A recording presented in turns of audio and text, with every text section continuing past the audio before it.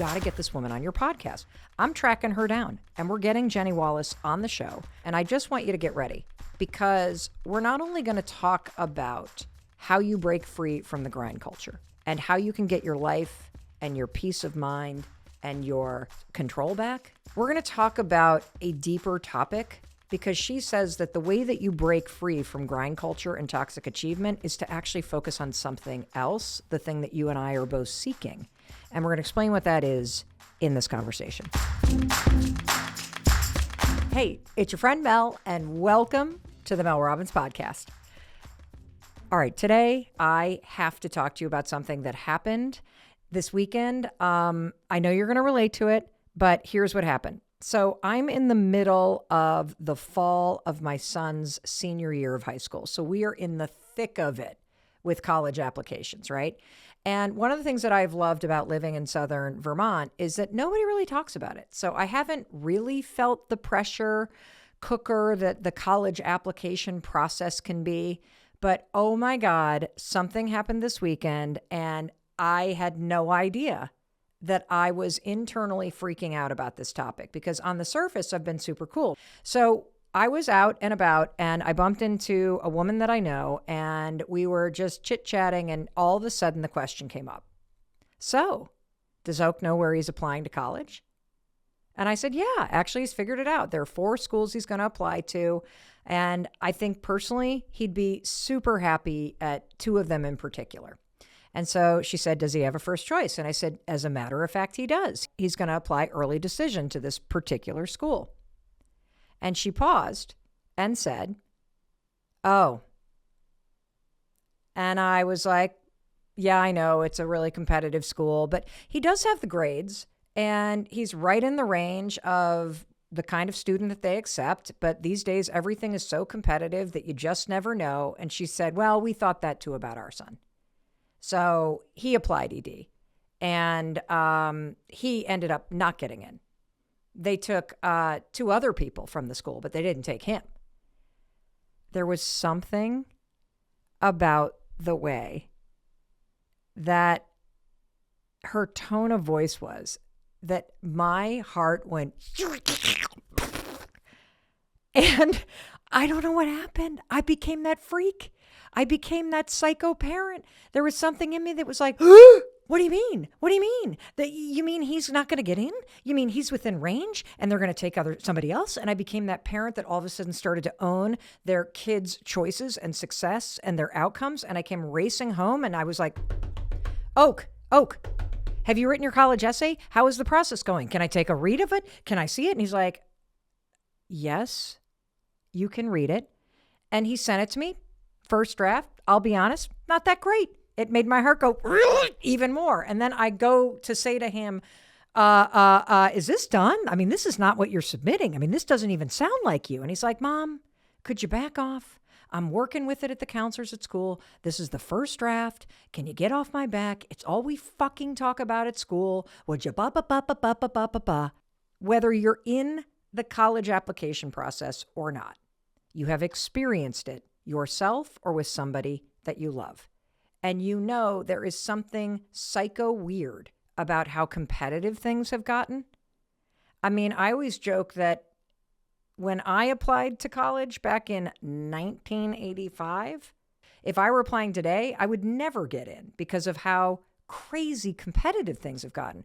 And I have prided myself on not getting sucked into this.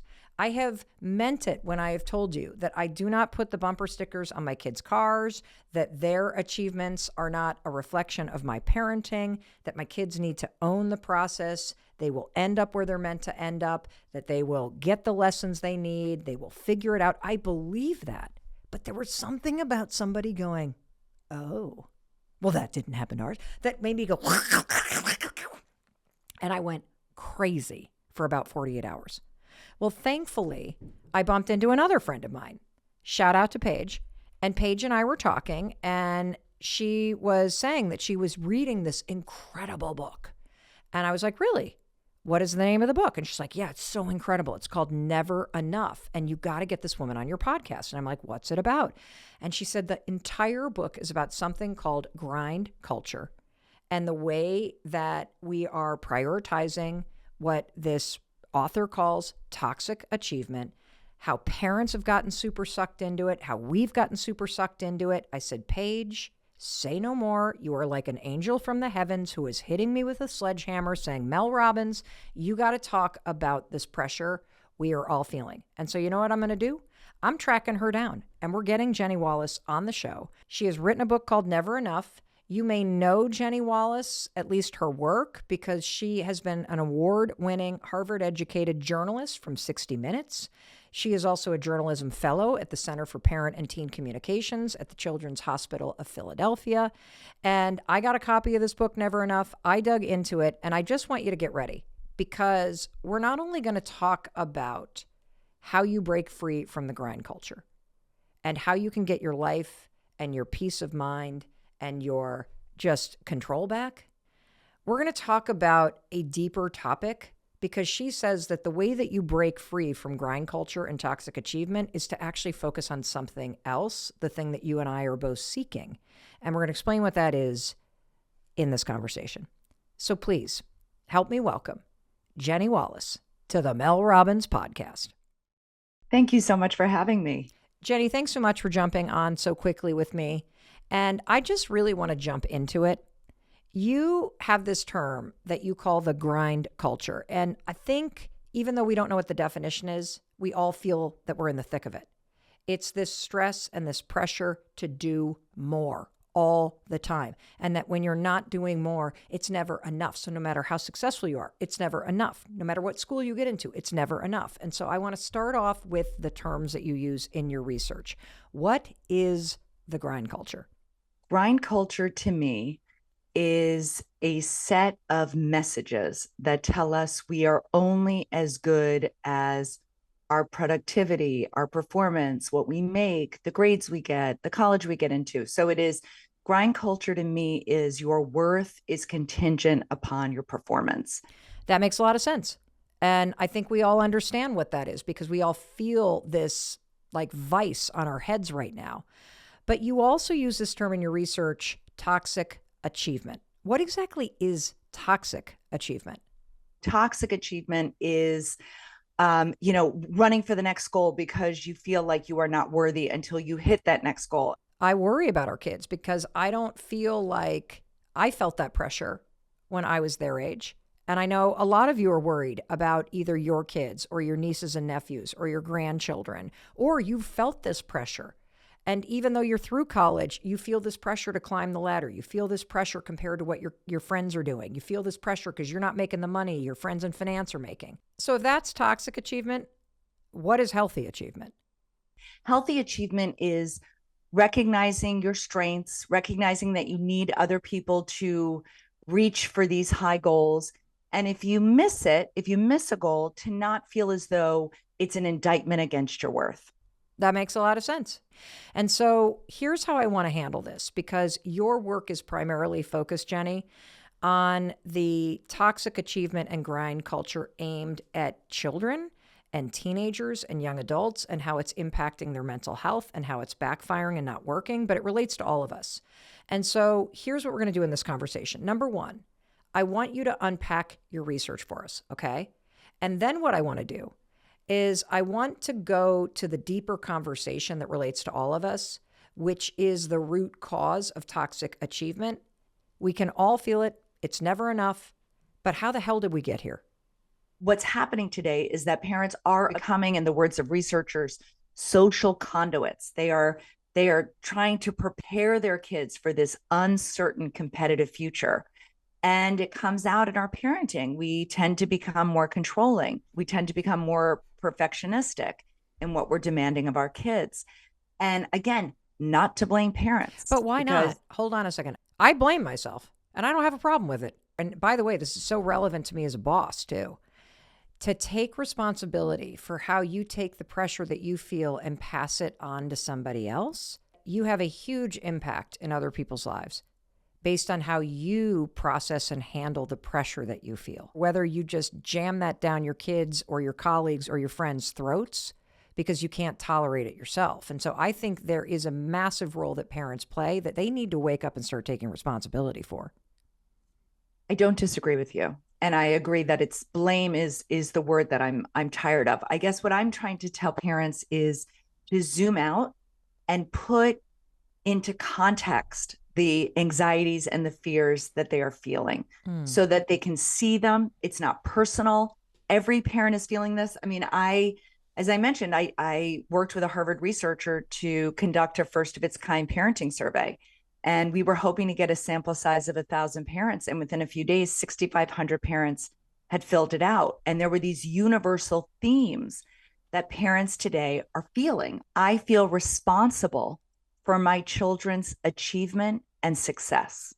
Does that concern you? I mean, it concerns me because that's when our parenting behaviors are not necessarily conducive to raising healthy achievers. Hmm. Uh, but when I was in the 70s, when I was growing up in the 70s and 80s, like my parents, yes, they would buy me a tennis racket or a pair of running shoes, but they didn't feel like they had to push me to the front of the pack.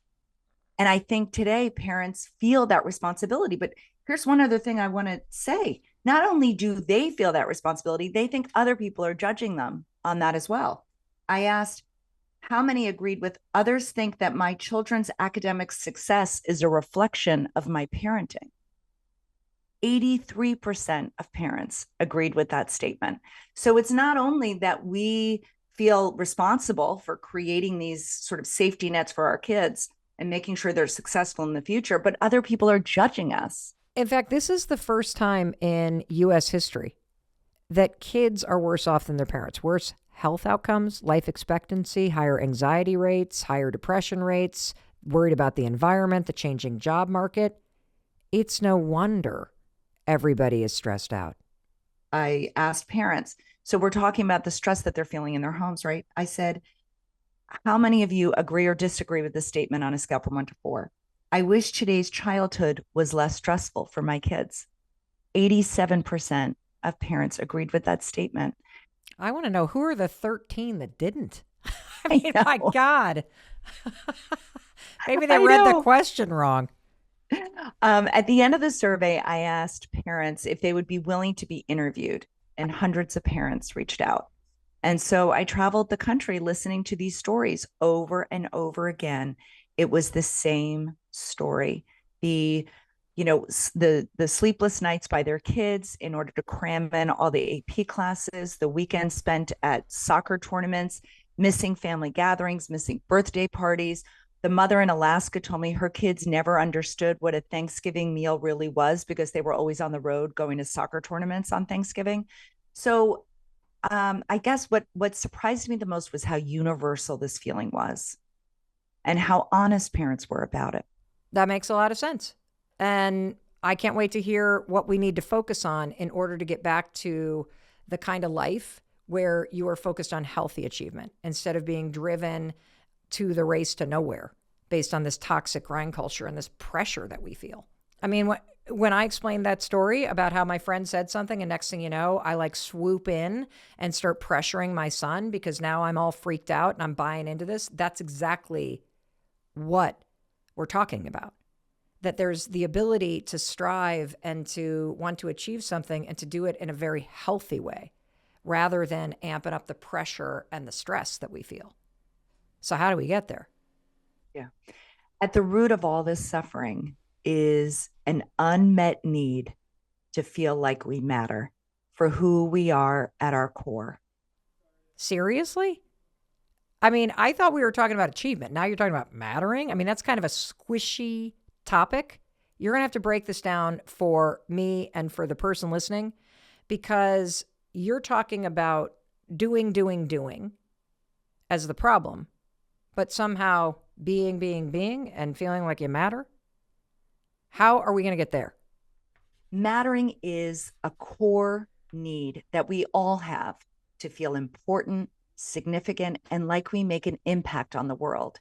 To matter, we need to feel valued for who we are at our core by our families, by our colleagues, by our friends, and our larger community.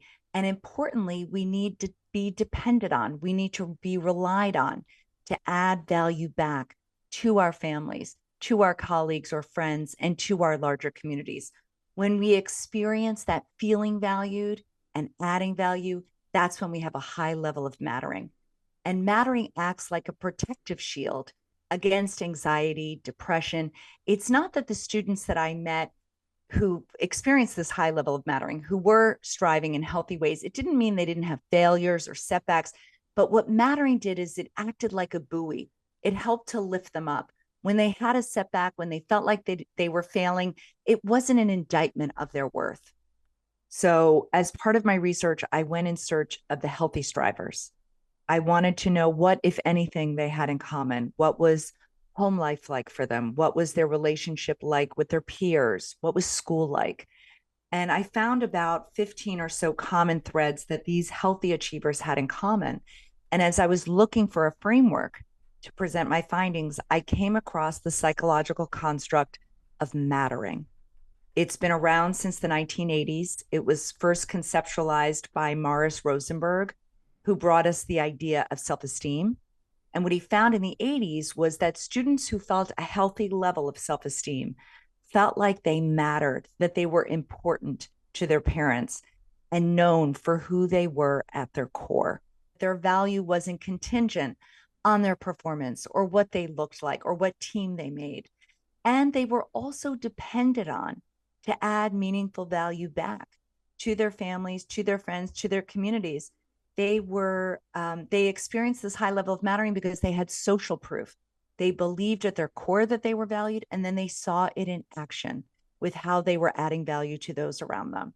So when they stumbled, when they had a setback, they didn't feel like it was an indictment of their worth. They were able to bounce back.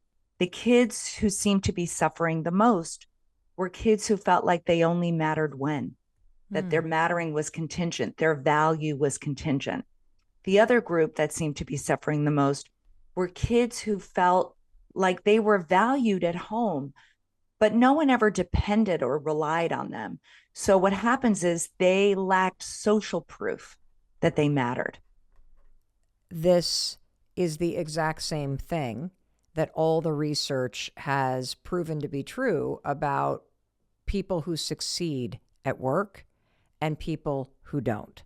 That there is this underlying theme of feeling like you matter to the people that you work with, to the person that is your manager, and that your contributions are important.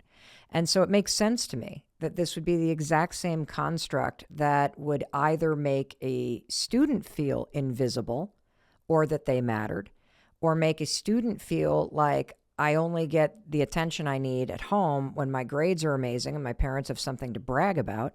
I wanted to pull this apart just a little bit more because I immediately latched on to you saying, if you don't have social proof, that can plummet your self-esteem. What do you mean by social proof? Right. So social proof tells a student or an adult that you are important in this world. You make a positive impact on the world around you. The idea of mattering, whether it's for students or for people at work or for people who are retired, mattering matters throughout life. Young, old, rich, poor. There is what researchers call an instinct to matter. So beyond food and shelter, it is the instinct to matter that researchers say drive all of human behavior, for better or for worse. When we feel like we matter, we show up in the world in positive ways. We achieve in healthy ways. We want to give back to society. We want to be a good neighbor. We want to be a great colleague. We want to lift people up because we have this deep core of mattering. When we feel like we don't matter, when we are made to feel marginalized, we can either fall inward, get depressed, anxious, lean on substances to feed our loneliness, or we can act out. So a school shooter is, among the most tragic examples. You don't think I matter? I'll show you I matter. This is a universal need that we all have, and we are living in a society where it is going unmet for too many people. And that, to me, is the driving force behind the loneliness we're feeling, the anxiety that we think we're not worthy, the depression when we feel invisible, when no one cares about us, or when we think no one cares about us. So it sounds like we all have this innate, important, critical need to feel as though we matter in the world at large or to other people, that we have something to contribute, that is the core issue that most of us are struggling with. And the symptoms that it's not being met are things like loneliness, despair, feeling angry, anxiety. All of those things rise to the surface when this core need isn't met. I really want to dig deeper and deeper into this, because I think when, our audience, which is now in 194 countries, when people write in, I have no friends, I don't know what to do with my life, I believe this is an issue that this person has no social proof that they matter. And so can you give us examples of what is social proof that you matter? In a corporate event, a 30-year-old raised his hand and he said, sometimes I feel like I don't matter. Is there a mantra I could say to myself to help me put myself in that mattering mindset? And I said, no. I said, here's what you need to do. You need to go down to your cafeteria and you need to smile at the cafeteria lady who always smiles at you and asks you how your day is going. And you need to say to her, these days have been a little rough for me, but knowing that you're going to be there greeting me with this delicious meal, making me smile, you brighten my day every day. I just want you to know that. Unlocking the mattering in other people feeds our own mattering.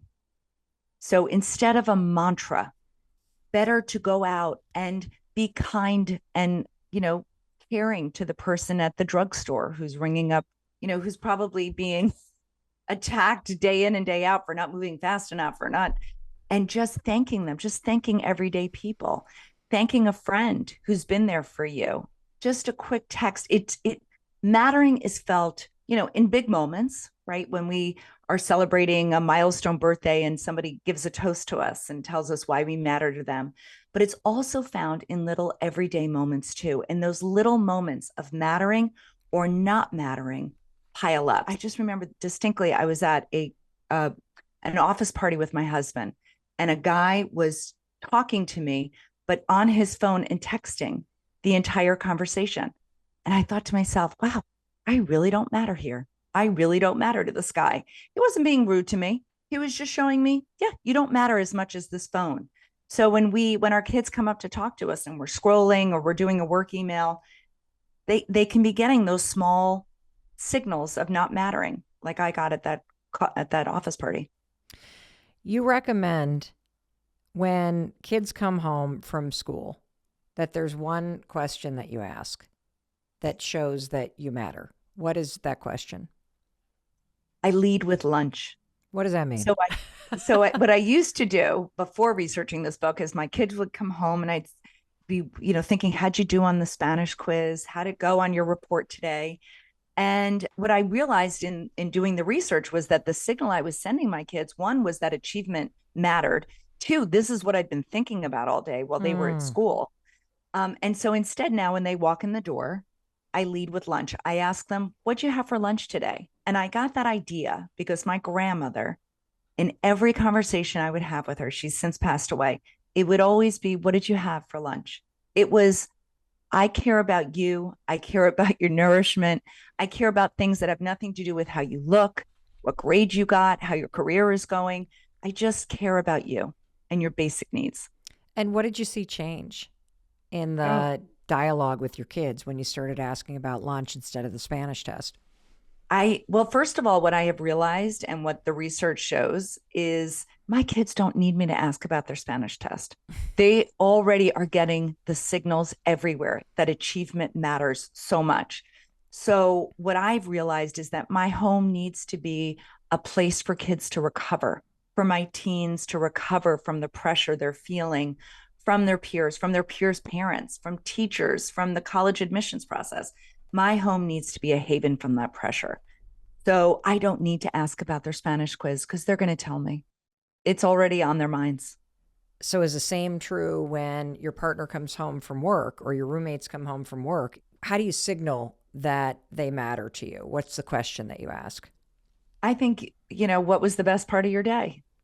I think what mattering to me is that I value for who you are at your core. It is not contingent on your performance. It's not contingent on how you look that day. It's not contingent on how many dates you're going on. You matter no matter what. Unconditional mattering. And we need to be a source of unlocking it in other people. And if you want to build your own self-esteem, put your attention on other people and unlock it in them. Make eye contact, smile, point out what you appreciate that people are doing for you. Thank people, compliment their nails. Like it's so easy to do, and not enough of us are doing it. And you do get back this reciprocal exchange of energy that makes you feel important because you just made somebody else smile, or you just made somebody else light up when you said their name. There was a Gallup study that was done that I found to be shocking, that something like 80% of people haven't been told by their boss that they're appreciated in the last year. Not a single acknowledgement that what you do here matters and I appreciate you for doing it. And that to me is stunning, except for the fact that the same research showed, if I recall correctly, that most people assume you know how I feel about you. And that's the huge mistake that we're all making, that we assume that our kids know that we love them, but we never say that we put our attention on other things like the Spanish test, which then cues to somebody that's what she cares about. That's all that she cares about. She's really happy when the team wins. She's not so happy when we don't. And so I think what you're revealing is this real thin veil that separates us from one another, that we don't realize we need to have to get super, super proactive about. One of the reasons that research finds this, that we don't tell people how much they mean to us and how much we appreciate them, is because we think they're going to be embarrassed by our feedback. Really? And yeah, when there's a research on gratitude about why people don't express their gratitude, because they underestimate how the other person will receive it. And sometimes they think they'll embarrass the other person. But the research does not bear that out. So just to clear up any misconceptions. You just said that 80+% of parents believe that if your kid is doing poorly on a test or gets bad grades, it is a reflection on your parenting. But you've got this amazing reframe. What does a bad grade mean? Yes, I got this wonderful advice from child psychologist Lisa D'Amour, and I have used it in my own home as well. So when a child brings home a bad grade, instead of dismissing it or saying that's okay, help them widen their perspective. Here's what a bad grade on a one-off test tells you. It tells you that that's what you knew that specific day. It doesn't mean how much your teacher loves you. It doesn't mean how well you're going to do in the future. It doesn't define who you are as a student. It's one test on one particular day, and we all have bad days. I love that. I love that. You have this incredible family motto that I would love for every family to adopt this, but can you share it with us? So in our family, we have a mantra, which is to never worry alone. And that's true of us as parents and also of our kids. And what I hope to instill in my kids with that mantra is the idea that we are worthy of support. We are worthy of being held and nurtured and supported when we are having setbacks. We are not our setbacks. Our worth is our worth. And when we worry with others, we feel validated. We hear our worth. We see it in the support that others give us. We get that social proof that we are valued no matter what. Whatever you do, don't worry alone. That's when we get into trouble. So reach out for support. We think as parents, our job is to raise self-reliant, independent adults. And that is an important thing to do. But there is a more profound lesson that our kids need to learn if we want to raise them to be healthy. And that is the skills of interdependence, how to rely on others and how to have others rely on them in healthy ways. And so that's where the don't worry alone comes from, is part of the skills that I'm trying to teach my kids of interdependence. Oh, wow. That's so important. You're right. And we do focus on kind of pulling yourself up by your bootstraps and being self-reliant and taking responsibility. that modeling healthy connection and interdependence, getting support when you need support, talking about your feelings, that we got to model that too. And if you're not, you're teaching somebody to suffer in silence the way that so many of us have for generations. One other thing that I love that you wrote about was this idea that being good enough is way better than being perfect. Why is that? Yes. So I talk about this in the book that when my oldest was born almost 18 years ago, I thought about going back to graduate school to get a PhD in psychology so that I could be the perfect parent with the latest research. And My I know, God. crazy, right? And what Yes. I found is that perfection as a parent does not serve me and it does not serve my kids. What serves us both better is this idea of being good enough. And the good enough mother is responsive to her kids' needs. She doesn't meet every need because she can't. Only, no one can. But to be responsive, to acknowledge it, to validate the need, and to do the best that you can do. And that takes us off the hook as parents, not needing to be perfect. And it helps our kids, regulate their emotions when they get a little bit disappointed and frustrated that they can't have the perfect parent in this situation. It reminds me of this thing that you wrote that the difference between getting a 91% on a test and a 99 is having a good life. That is it. That That is it. And, as parents, I certainly fell into this trap myself. The idea that we had to put our needs behind our kids at every turn. And I certainly subscribe to that idea of needing to be the perfect mother. And then I realized that I was getting burnt out. And I would say the thing that really changed my mind about all of this is the research. The number one intervention for any child in distress is to make sure the primary caregiver, most often the mother or the father, that their well being, their mental health is intact, because a child's resilience rests fundamentally on their caregiver's resilience. And caregivers' resilience rests fundamentally on the depth and support of their relationships. I want to make sure everybody heard that. You're saying that based on the research, if there is a child that is struggling, the most important intervention that works to help the struggling child is to give the caregiver of that child deeper levels of support. Yes. If you're somebody that's listening to us right now and you're like, Jenny, Mel, that sounds great, but I don't have anybody, or I don't even know where to start, or who the hell am I going to ask because everyone that I know is also burnt out. You have a framework for this. So can you lay it out for everybody listening? Sure. So this is a study that was originally started by Sonia Luthar, one of the leading researchers in the world on resilience. And she did a series of studies, including people who were busy mothers and also had a busy professional life. And she wanted to find out if 1 hour a week for 3 months, 1 hour a week with a small group of 4 to 5 people in the same sort of kind of world, if they could be sources of support for each other. And what she found was no mother bowed out, even when the busyness, of their professional and home lives were calling for them. 1 hour of the week, they met, they talked about their struggles. And at the end of it, she measured their cortisol levels. Those had lowered. She measured well-being, relationships with their kids, and relationships with their parents. And what she found was that you only need 1 hour of deliberate support a week.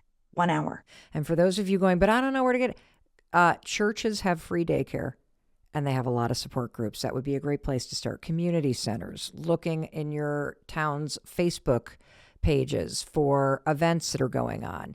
You're not going to find it sitting on your couch complaining to yourself about it. You're going to have to put yourself out there. You also say it's critical that we tell our kids and our colleagues and our friends our failure stories. What does that mean?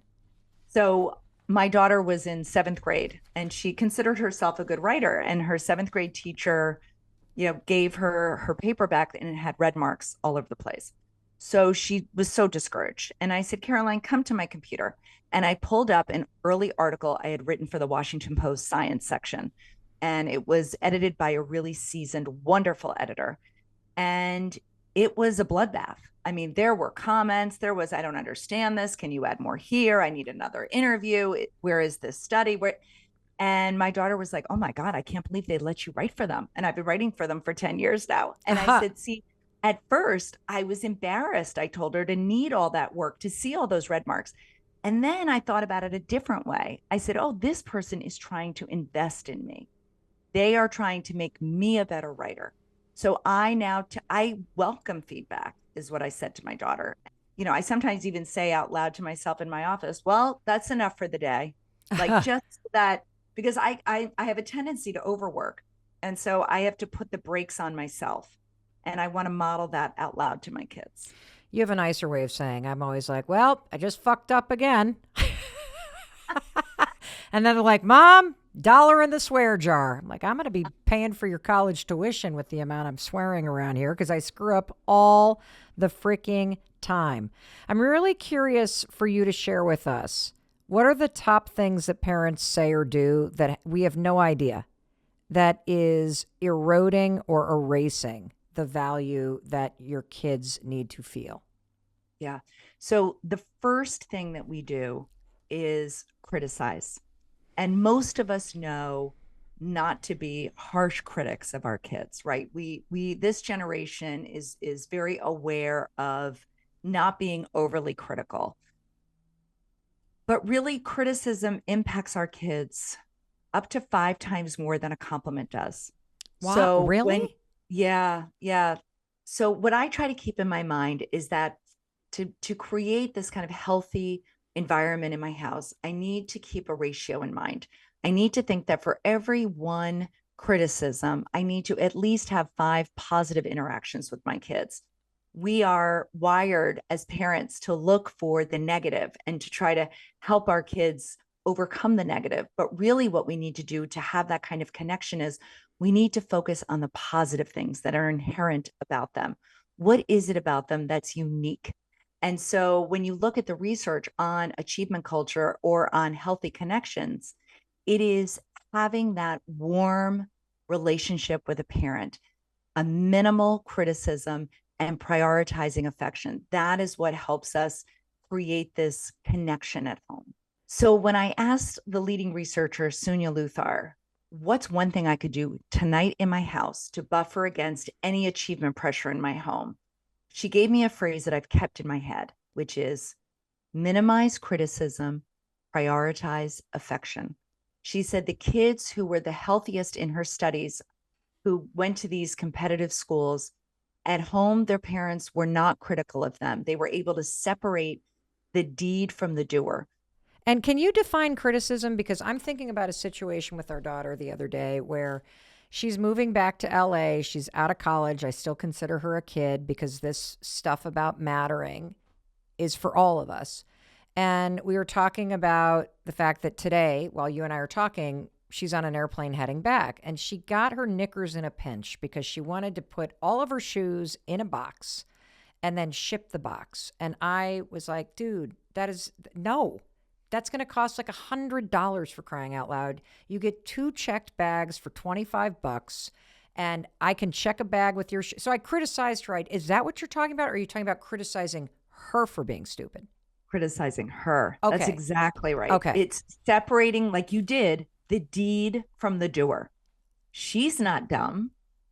Spending 100 and whatever to send shoes, that's kind of dumb when you can spend $25. Exactly. And now she's on a budget. It's amazing how you don't have champagne taste anymore when you're paying for it yourself. You know what I'm saying? I do. And that leads right into something else that I think is super important for everyone to hear based on the research. Chores, chores, chores, chores matter. They not only matter because you need the people that you live with to be helping with chores, but chores impact this instinctual desire to matter. How so? What chores do is not only build a work ethic and, a sense that they're competent. More than that, it shows them that they are an important part of the family. And Mm. family is the first introduction to society for a child. And to show them how to be a contributing member of the family is one of the most important lessons that we have as parents if we want to start developing a healthier society than what we're seeing now. So instead of saying to your kids, you need to set the table, I'm sick of setting the table, you could reframe it Were you here and last night? say, you could reframe it and say, hey, dad's cooking dinner. I'm working on a Mm. deadline. Who can pitch in and set the table? So, teaching kids how to look at other people's needs as well. Does that make sense? I love that. And I'd like a few more scripts. So let's role play here because the old Mel, what I've been doing to date is Oakley, your room looks like shit. Look at that pile of laundry. You smell disgusting. You need to do some laundry, dude. I'm not your maid. I'm not, there's no laundry fairy that lives in this house. You got to get the laundry done. What would be a more effective and better way to say that? Say, I am really busy this week. I have so many deadlines. Can you do me a favor? I really need these pants cleaned. When you do your laundry, can you throw a couple of my things in too? Wow. I just got something, Jenny. I hate doing laundry. And so I resent the fact that it's building up. And because I do ask him in a very kind way, hey, bud, could you stop by the grocery store on your way home from practice? You know, it'd be a huge help if you could pick up these three things because I need him to make dinner tonight. And he's delightful. But Right. we are in this like kind of standoff, like, let's go, get your laundry done. And I'm kind of making fun, but I'm not as supportive and effective in the laundry because I don't want to have to do it. I don't, but I like what you're saying. Help me with this. Can you throw a load in? It'd be a really big help. Yeah. I love that. Yeah. And then it's not a power struggle. Then it's asking for help. It's reaching out for support. That's true. That's true. Yeah. I would say one of the things that was an eye opener for me was how important it is to ask our kids for their opinions about things. Hmm. So when we don't ask our kids for their opinions, we tell them your opinion doesn't matter right now. And instead, we can empower them. We can ask them advice. We can, planning a vacation, having them go on and look for the best rate on a hotel room or the best price for a rental car. Show them they have an impact. Show them they can add value to the family. To matter is to feel valued at our Hmm. core by family, friends, and community, but also being relied on and depended on to add meaningful value back to the family, to the school, to the community. So, knowing about mattering has changed the conversations I have with my kids. There is a phrase by a Brown University sociologist named Gregory Elliott that really resonated with me. And he said, what gets in early gets in deep. And when you are growing up and you are told you don't matter, we don't want your opinion, we value your brother more than we value you, when you're interrupted, when nobody sees what is interesting and unique and special about you as a human, that gets in deep. And it takes a lot of work to get it out. And I don't know that it ever leaves this unmet need to matter, but I do know that it doesn't take much to let people in your life, strangers, the people you love, to let them know they matter.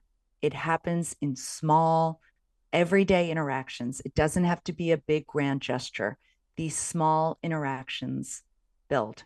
I feel like there's a number of things that you stopped doing. You stopped criticizing, you stopped ignoring their opinions, and you stopped praising them. Is there anything else that you stopped doing or that you changed after doing this research project?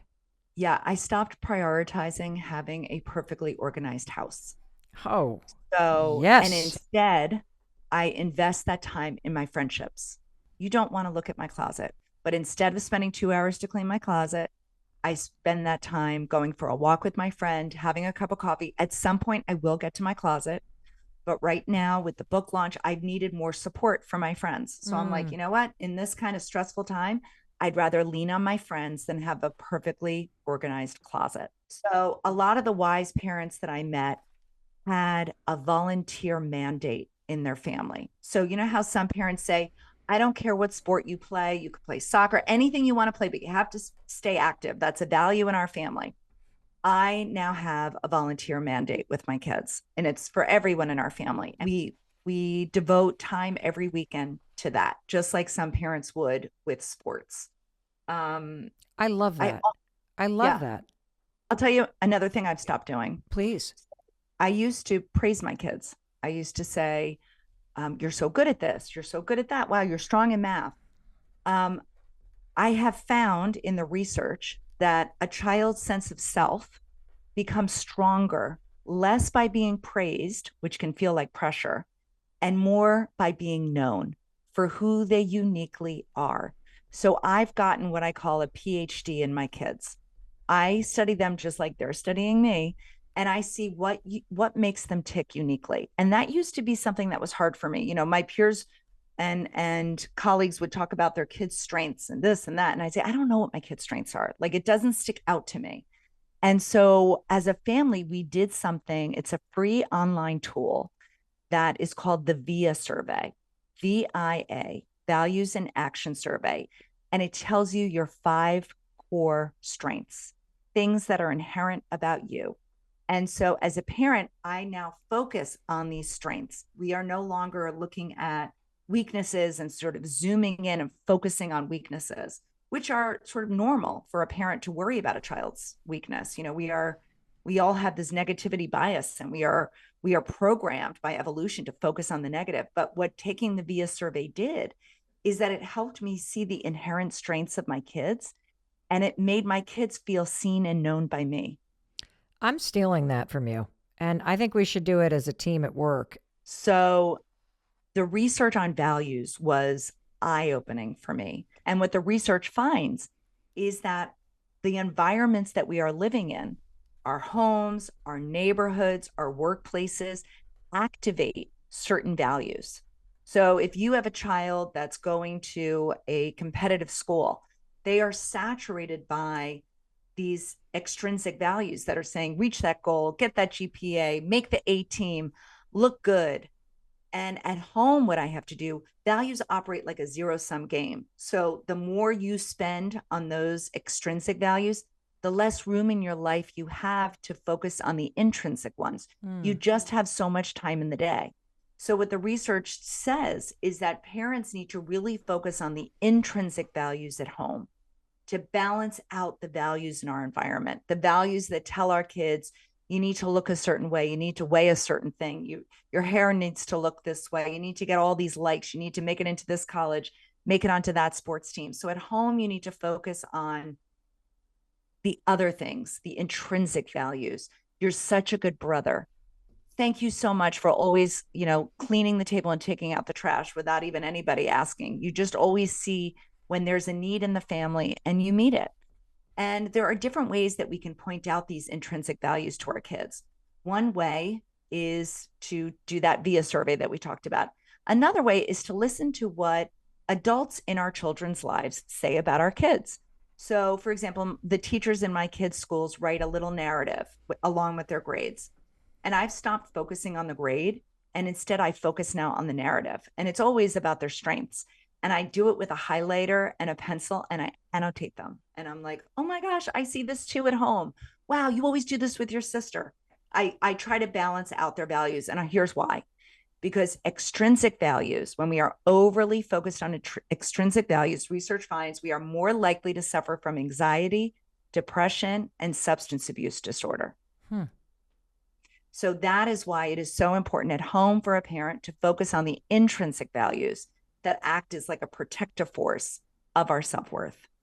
One of the things that Chris and I did that I want you to steal because, our kids went to public high schools and we didn't get really big write-ups. So when we go to the teacher meetings, we would always just say, we don't want to talk about the grades and the schoolwork. Tell us what kind of a person they are when they're here.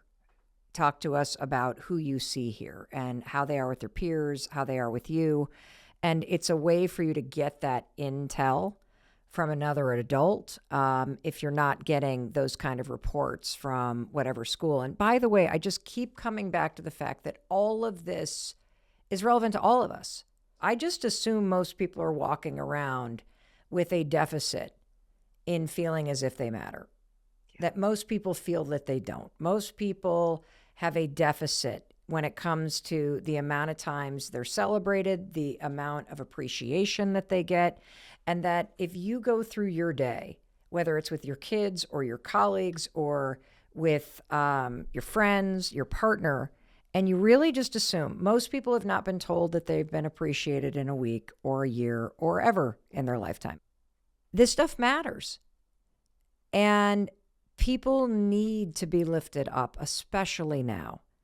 And we all have a small part to play, and I would argue a responsibility in unlocking it in other people. And you'll be surprised how when you put the focus on calling out what you truly appreciate about other people, the difference they make for simply smiling, for simply being there, for it really comes back to you tenfold. You know, I always think about that saying, be kind to everybody because you have no idea what they're dealing with. And I think it's safe to assume every person that you meet is dealing with a ton of shit.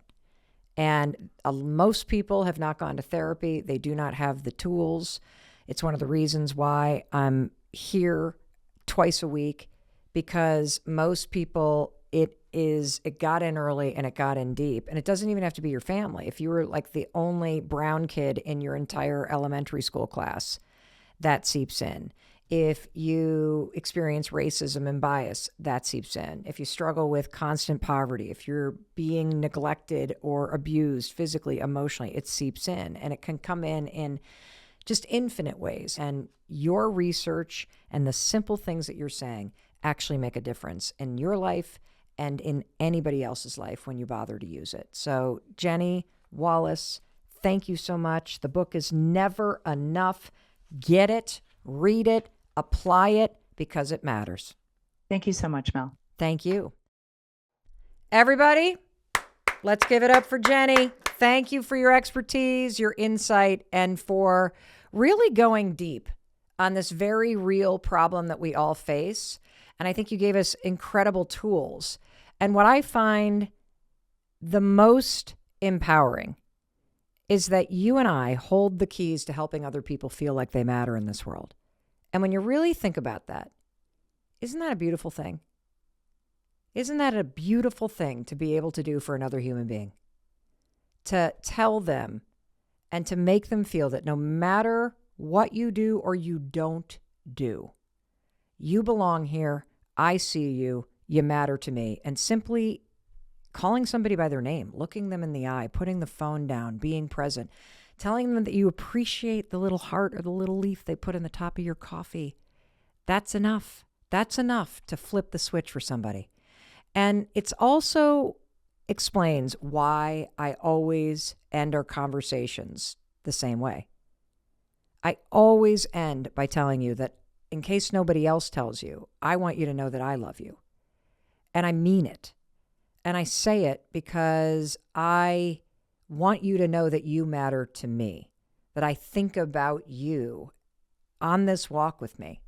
And that's why I say it. So thank you for spending your time with me. Thank you for sharing this conversation with other people in your life. Thank you for showing up for yourself. I love you. I believe in you. And I believe in your ability to create a better, more meaningful life. All right. I'll talk to you in a couple days. Are you ready for me, Jesse? Yes. Okay. So it's cool to do that? Yeah. Okay. Can you turn down the return just a little? Yeah. Awesome. Thank you so much. Oh, I don't know how to do that. Okay. I mean, I don't have a hold on a second. Let me try that one more time. Something like that. Good? Okay. Great. Oh, I think we should add one more thing. Oh, yeah. Do you want this or no? Okay, great. Great. Thank you, guys. Oh, and one more thing. And no, this is not a blooper. This is the legal language. You know, what the lawyers write and what I need to read to you. This podcast is presented solely for educational and entertainment purposes. I'm just your friend. I am not a licensed therapist, and this podcast is not intended as a substitute for the advice of a physician, professional coach, psychotherapist, or other qualified professional. Got it? Good. I'll see you in the next episode.